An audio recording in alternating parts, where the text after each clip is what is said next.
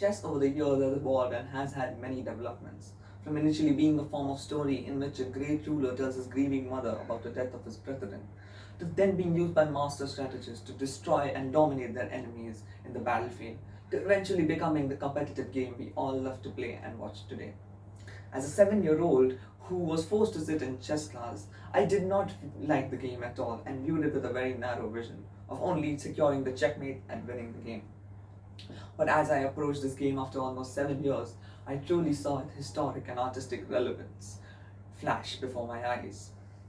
You see, New Year's was approaching, and after a terribly long pandemic, lots and lots of online assignments, classes, with the added pressure of tuitions, all I could say was it was not the best time to be a student.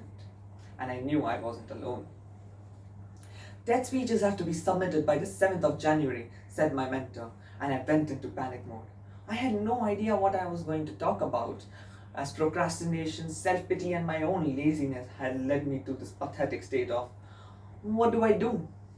To relieve my stress that evening, I went and sat beside my father and narrated to him all that had transpired. He comforted me and then instructed me to go and bring my chessboard from inside. I did bring it out and dusted all the pieces and the board and sat with him and started another game of shatranj. We discussed about the memories of how I used to crib and cry, not wanting to go to chess class anytime. After that small talk, the room fell silent for the next 10 minutes. We played move after move, taking piece after piece, until my father broke the silent curse. To become a CA, he said, you need to have a lot of patience and foresight as to how you wish to accomplish your goals. I was intrigued by what he said. He'd never discussed this part of his life with me before, and so I paid close attention. He said, you need to know every move you're going to make, 3 moves before you make it. He smirked as he slowly moved his queen to checkmate me. Not taking this loss against him lightly, I quickly rearranged the pieces, fastening my ears to his speech and my eyes on the board.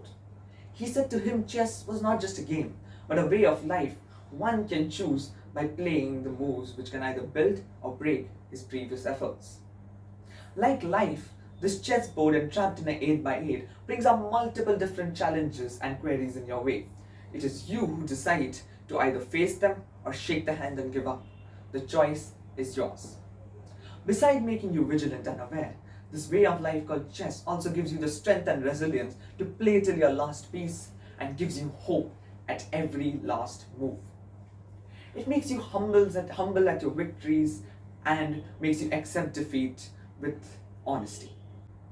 He continued by saying, like every piece on the board, which can move in almost any imaginable direction to give you the tactical advantage over your opponent, in the same way, the choices you take give you the upper hand over the others around you, but it is you who should time it and move it correctly. He said, as a beginner, he felt that the rooks, the queens, and the bishops were the most important pieces on the board, as they were less abundant and held more point values. But he then eventually realized it were the pawns that were truly of infinite value in the long runs. He said this smirking away at me as he brought his queen back, which I had taken in the early game with so many efforts. I was tired. We continued the game, playing piece after piece again, till eventually we only had 2 kings left on the board and we agreed to call it a stalemate.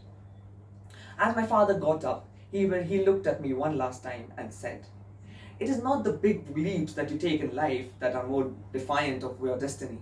It is the small pieces that you move forward step by step is what define who you will be. As the evening ended and I wrapped up the chessboard, I looked at the sky to soak in everything for one last time. I went in front of my laptop, sat there, still staring at the screen, with no assignments done and my speech still empty.